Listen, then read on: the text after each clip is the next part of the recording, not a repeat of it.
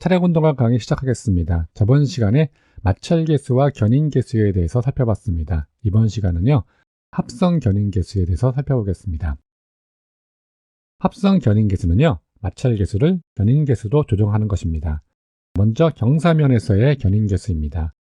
경사면에서는요, 마찰력 플러스 중력의 일부분이 운동에 영향을 주죠. 그래서 주행 추진력을 봤을 때 오르막도로, 평지도로, 내리막도로가 있을 때요, 오르막도로가 더 많은 힘이 들겠죠. 제동거리는 내리막도로가 가장 길겠죠. 그리고 오르막도로가 가장 짧을 것입니다. 도로의 경사를 표현하는 방법이 세 가지 있다고 했었습니다. 이렇게 밑변하고 높이가 있습니다. 퍼센테이지는요, 밑변분의 높이 곱하기 100이죠. 즉 D분의 H 곱하기 100이 됩니다. 900값은 수직 수평비라고 했잖아요. 9의 G는요, 그냥 D분의 H가 되겠죠. 그러면 이 G는요, 퍼센테이지 나누기 100이 되겠죠. 그리고 세타 값은요, 탄젠트 세타니까요, 탄젠트 세타는 D분의 H가 됩니다. 즉 900값하고 탄젠트 세타는 같습니다. 그런데 세타를 구하는 거잖아요. 그러면 세타 기준 이항 정리하면 되겠죠. 세타는 아크 탄젠트분의 D분의 H가 됩니다. 아크 탄젠트는요, 역삼각함수라고 하고 있습니다. 계산기 활용법입니다. 역삼각함수를요, 어떻게 하는지 모르시는 분들이 많아요. 그래서 살펴보도록 하겠습니다. 계산기 보시면은요, 이 두 종류가 있어요. 위에 이 AND라고 써 있는 거, 그리고 SHIFT라고 써 있는 계산기 두 종류가 있습니다. 세컨드 시프트는요, 두 번째 기능이란 뜻이에요. 이 키 위에 보시면은요, 이렇게 또 작은 글씨로 써 있는 게 있습니다. 이게 두 번째 기능입니다. 즉, 이 아크 탄젠트 같은 경우는요, 이 세컨드나 시프트 누르고요, 탄젠트 누르시면은요, 아크 탄젠트가 됩니다. 그리고 나머지 D분의 H 누르시면 되겠죠. 경사면에서의 견인계수 적용 방법입니다. F는 뮤 플러스 G입니다. 즉, 견인계수는요, 마찰계수 더하기 900값입니다. 그리고 900값은요, 오르막도로인 경우에는요, 플러스 값을, 그리고 내리막도로인 경우에는요, 마이너스 값을 적용시키면 됩니다. 경사를 퍼센트로 적용한 경우에 900값은요, 경사 퍼센트 나누기 100 해주면 되겠죠. 그리고 경사를 세타값, 즉 각도로 적용했을 경우에는요, 900값 G는요, 탄젠트 세타가 되겠죠. 이 사항을 알고 문제를 풀어가시면 됩니다. 경사를 퍼센트로 적용한 경우입니다. 상향 10%인 도로의 마찰계수가 0.7일 때의 견인계수입니다. 900값 G 먼저 구해야겠죠. G는 퍼센트 나누기 100이죠. 10 나누기 100 해주면 됩니다. 그래서 900값 G는요, 10 나누기 100, 그래서 0.1이 나왔습니다. 그러면 견인계수요. F는 뮤 플러스 G죠. 그러면 0.7 더하기 0.1 해주면 되겠네요. 그래서 0.8이 나왔습니다. 하향 5%인 도로의 마찰계수가 0.7일 때 견인계수입니다. 900값 G는요, 마이너스 5 나누기 100 하면 되겠네요. 그래서 마이너스 0.05가 나왔고요. 견인계수 F는 뮤 플러스 G이죠. 0.7 더하기 마이너스 0.05 적용하면 되겠죠. 그래서 계산한 값이 0.65가 나왔습니다. 이번에는요, 경사를 도로 적용한 경우입니다. 오르막 10도인 도로의 마찰계수가 0.7일 때 견인계수 산출해 보겠습니다. 900값 G는 탄젠트 세타라고 했죠. G는 탄젠트 10이 됩니다. 그러면 견인계수 F는 뮤 플러스 G죠. 그럼 0.7 더하기 탄젠트 10 적용하면 되겠죠. 계산하면은요, 0.88이 나옵니다. 내리막 5도인 도로의 마찰계수가 0.7일 때 견인계수입니다. 900값 G는요, 탄젠트 마이너스 5 또는 마이너스 탄젠트 5 적용시키면 되겠죠. 그래서 견인계수는요, F는 뮤 플러스 G니까요, 0.7 더하기 마이너스 탄젠트 5 적용시키면 됩니다. 또는 탄젠트 마이너스 5 적용해도 됩니다. 계산하시면 0.61이 나옵니다. 두 번째 경우입니다. 바퀴 중 일부만 제동됐습니다. 일반적으로 승용차가 바퀴가 4개죠. 그 중에서 2바퀴는 제동이 됐고요. 고장 때문에 2바퀴는 제동이 안 됐습니다. 이런 경우 어떻게 산출하는지 살펴보도록 하겠습니다. F는 총 바퀴수분의 제동된 바퀴수 곱하기 마찰계수 적용시키면 됩니다. 예제 살펴보죠.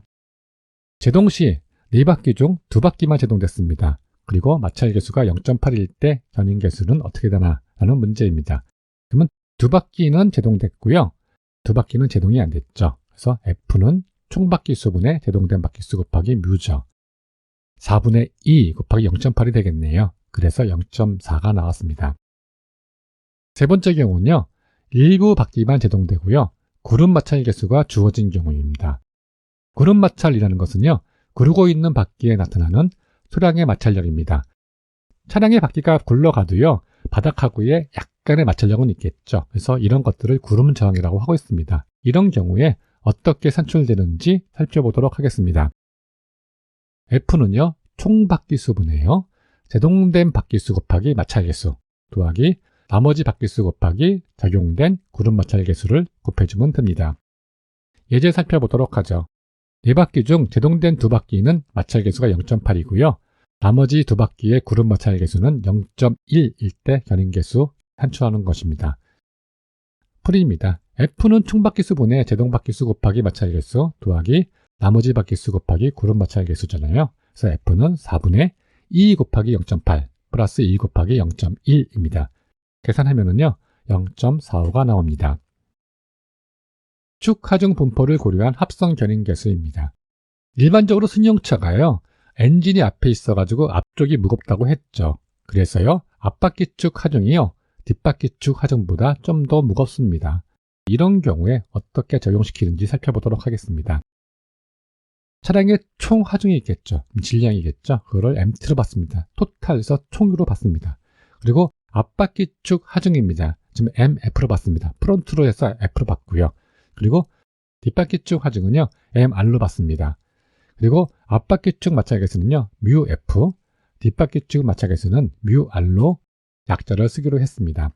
이런 경우에요 F는요 총 하중분에요 앞바퀴 축 하중 곱하기 앞바퀴 축에 걸린 마찰개수 더하기 뒷바퀴 축 하중 곱하기 뒷바퀴 축에 걸린 마찰개수입니다. 예제 살펴보도록 하겠습니다. 차량 전체 하중이 2000kg F였습니다. 그리고 앞바퀴 축 하중이 1200kg F였고요. 뒷바퀴 축 하중이 800kg F였습니다. 그럼 앞바퀴 축 하중하고요. 뒷바퀴 축 하중이 더해서 2000이 되면 되겠죠. 간혹 문제예요. 앞바퀴 하중이 600 그리고 뒷바퀴 하중이 400 이런 식으로 문제가 나올 때 있습니다. 자동차의 축에는 2개의 바퀴가 달려있죠. 그래서 곱하기 2 곱하기 2 해주면 되는 사항입니다. 그리고 앞바퀴 마찰개수가 0.8이고요. 뒷바퀴 마찰개수는 0.6일 때 합성 견인개수를 구하라는 문제입니다. 식 금방 배웠죠? F는 MT분의 MF 곱하기 뮤F 플러스 MR 곱하기 뮤R입니다. MT가 2000이고요. MF가 1200 그리고 뮤F가 0.8 MR이 800 그리고 뮤R이 0.6이죠.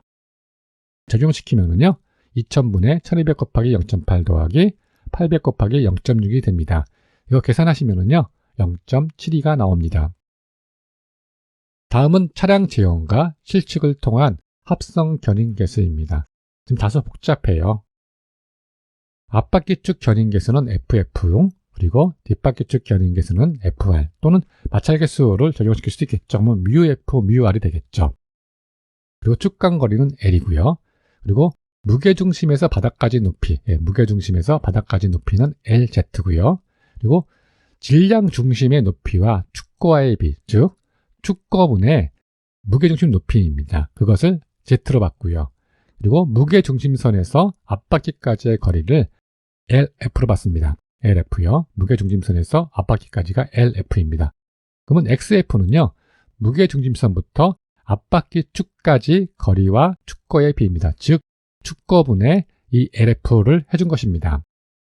이럴 경우에요. 견인개수는요. F는 1-Z 가로 열고 FF-FR분의 FF-XF FF-FR입니다. 다소 좀 복잡한 식이 나왔습니다. 여러분들 이 공식 외워주세요. 간혹 가다가 이런 문제가 나오기 때문에요. 이 공식까지 조금 어려워도 외워주시기 부탁하겠습니다. 뒤에 FF-FR은 다 똑같죠. 그러면 1-Z분의 FF-XF라는 것만 외워도 되겠죠. 반드시 외워주시기 부탁드리겠습니다. 예제 살펴보도록 하겠습니다. 차량 무게중심 높이가 0.634m 그리고 앞바퀴 축부터 1.286m고요. 그리고 축간거리가 2.862m였습니다. 사고 발생 시 앞바퀴 축의 브레이크는 작동하지 않고 구름 저항 개수 0.01이 주어졌네요. 그리고 뒷바퀴는 완전히 잠겨 마찰계수가 0.65였습니다. 이때의 합성 견인계수를 구하는 문제입니다. 정보 먼저 살펴보도록 하죠. 앞바퀴 축 무게중심 높이 LZ죠. 0.634m고요. 그리고 무게중심에서부터 앞바퀴 축까지가 LF 1.286m였습니다. 그리고 축간거리는 L 2.862m였었고요. 앞바퀴 축 구름 저항계수 FF는 0.01이었고요. 뒷바퀴 축 마찰계수는요, FR로 보고 0.65입니다. 그러면 먼저 구해야 될 것이요, XF하고 Z를 구해야 되겠죠. XF는요, L분의 LF죠. 그래서 2.862분의 1.286입니다. 그래서 0.449가 나왔고요. Z는요, L분의 LZ죠. 그래서 2.862분의 0.634입니다. 그래서 0.222가 나왔습니다. 그러면 우리 식에 대입하면 되겠죠. F는 1-Z, FF-FR분의 FF-XF, FF-FR입니다.